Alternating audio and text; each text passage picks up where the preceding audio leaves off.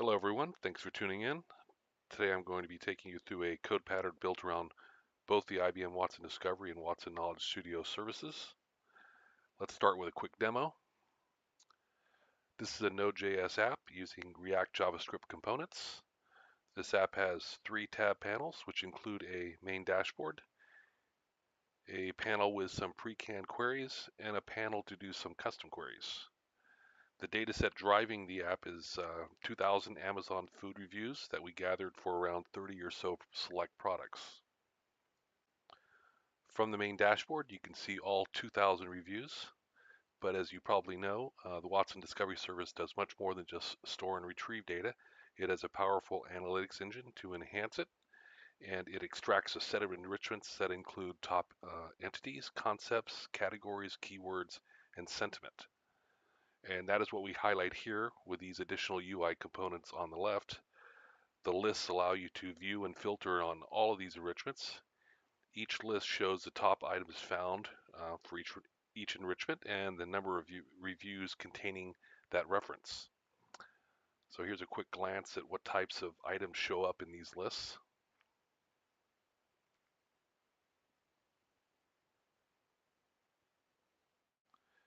If you select one to filter on, the list of reviews is filtered accordingly. So let's go ahead and filter on coffee. And you can see the results here. And each of the enrichment lists is regenerated on the left. For each review, we show the date it was written, the rating score, the helpfulness rating. This is basically a function of how many upvotes a review has received, and the sentiment score. The sentiment score is assigned by Watson Discovery and is based on analyzing the tone and wording used in the review. The scoring range goes from -1 to 1, with 1 being the most positive. At the top of the review list, we show you some statistics, the total number of reviews shown, and the breakdown of sentiment ratings. On the right side, we have a donut chart which shows you the breakdown of review sentiment for all the reviews currently displayed. In this case, it shows that 78% of the reviews are positive. We also have a tag cloud which shows you the top 10 keywords found in the list of reviews. We also provide filters at the top, which we can use to focus in on select reviews based on sentiment, specific product IDs, and reviews from a specific person. Lastly, the review itself can be sorted by rating score, date, sentiment, and helpfulness factor.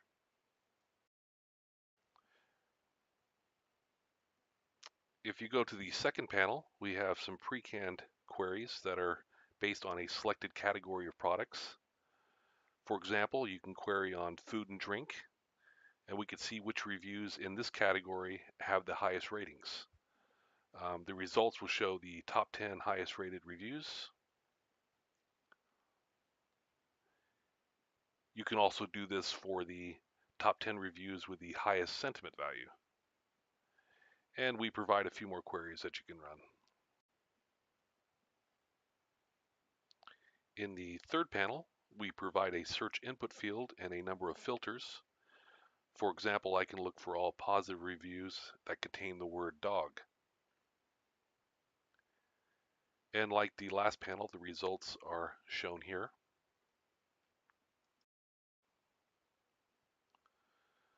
So that wraps up the demo, but before I move on to how to install and run this code pattern, I want to point out one nice feature you can use if running this locally. If we go back to the server window, you will see some useful console messages. For each search query we invoke, you can see the actual params that are sent to Discovery, which is great for debugging and learning how to create your own valid queries. So I have an example of one here. Here is the actual console output for the last query I made. As you can see, we start the request with our Discovery ID information. Then comes request data. Notice we use aggregations, which is a way to return enrichment data for the entire data set, a natural language query string, which in this case is dogs, a max count value, which is the number of matches to return, and a filter value, which in this case is only reviews with positive sentiment. Highlight is true, which means that Discovery should highlight words it finds in our review text that it used to make a match. But note that it can't always do this because sometimes it determines a match by using non-displayed enriched data items.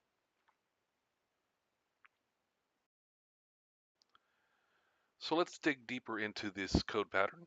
As with all IBM code patterns, it can be found at developer.ibm.com/code/patterns. The name of this code pattern is Get Customer Insights from Product Reviews. If we click on the Get the Code button, we go to the GitHub repo where we can get all of the details on how to build this app. The GitHub link is github.com/IBM/Watson Discovery Food Reviews. And as usual, the README contains all of the background info and instructions to build this app, so let's go through it quickly. Here are some of the concepts I discussed earlier, namely the enrichments that Watson Discovery extracts from the data.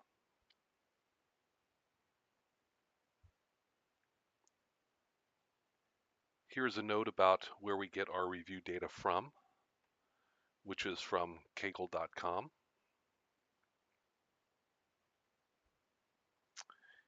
And here is a list of key takeaways you should have if you complete this code pattern.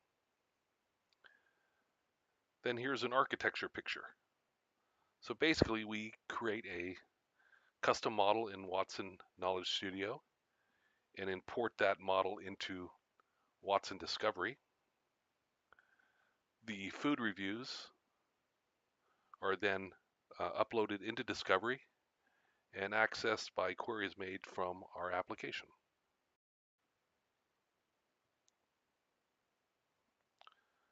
The little note here is pretty important. It shows a layout of the application structure. So if you go there, you'll see how the app is built and organized. We have a server directory for all the backend code, a source directory for all the UI components, a data directory for the food review data, and a lib directory for the utility code.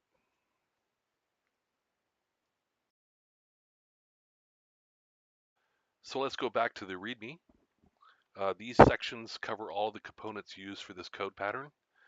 Besides the Watson Discovery and Watson Knowledge Studio services, we have Node.js,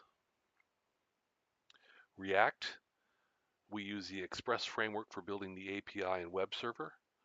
We use Semantic UI React for some of our UI components like dropdowns, tabs, filters, icons, layout grid, etc.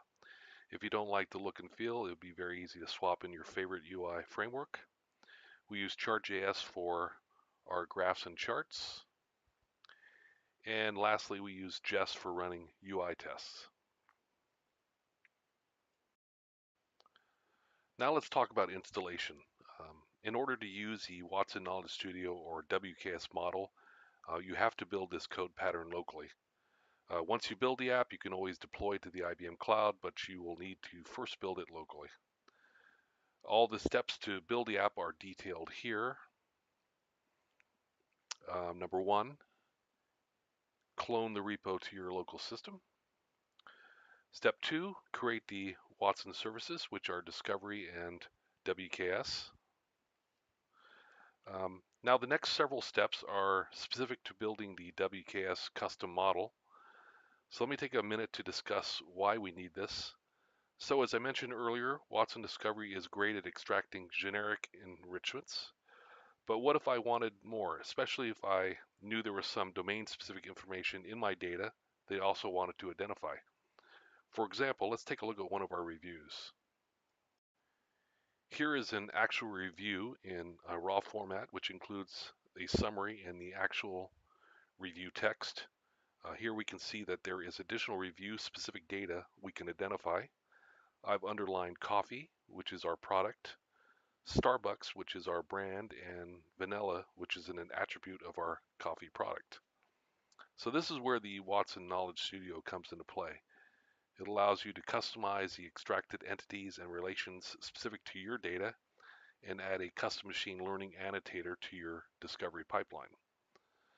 So this is exactly what we did with our review data in this code pattern. And the creation of this code, this customized model is not the main point of this code pattern, but let's take a few minutes to go over the basic process here. As a reference, let's take a look at a WKS blog that was written specifically for this code pattern and is linked from the code pattern page. So if we go back to that page, there's a list of blog entries at the bottom. This is the one we're interested in. Now if we go there, you can see that it includes a description of the process to build a custom annotator. First, you define your type system or the entity types you will be defining. In our case, it would be products, brands, and attributes. A product would be like cookies, popcorn, or coffee. A brand would be like Starbucks or Quaker. And an attribute would be like chocolate chip, barbecue, vanilla, etc.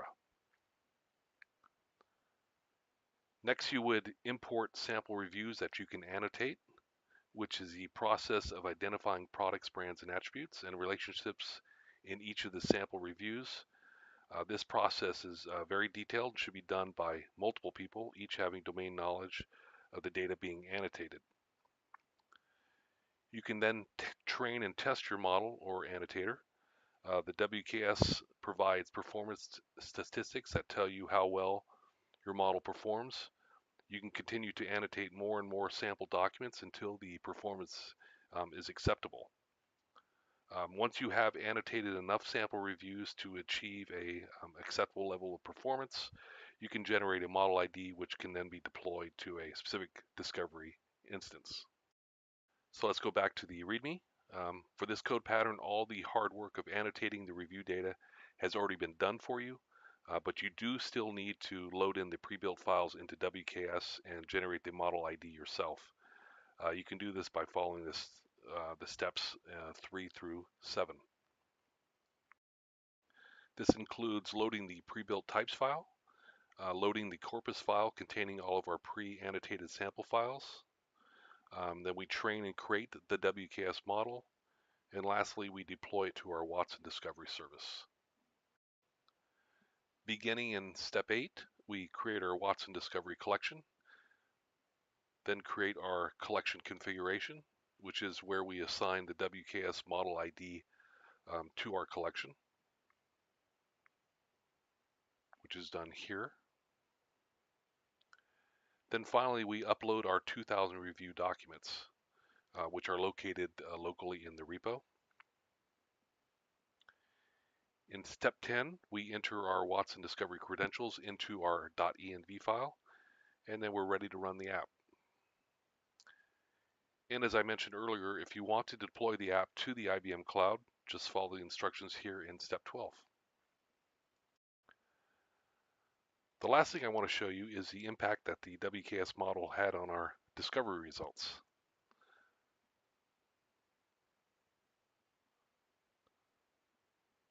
So if you look at entity types, you'll see that we now show product, attribute, and brand.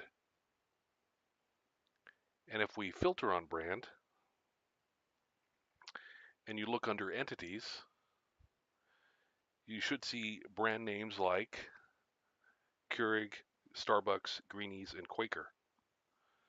So the results are not exactly what we wanted, but it's mostly due to one, a lot of the reviews did not call out product or brand names, and two, we used a limited sample data set when we created and trained our custom model. So the more sample documents you use, the better your data model. So with that, I think I'll wrap up this demo. Hope you got something out of it, and hopefully I'll have some more videos coming out soon that showcase the IBM Watson Discovery Service and Watson Knowledge Studio Service. Thanks again for your time.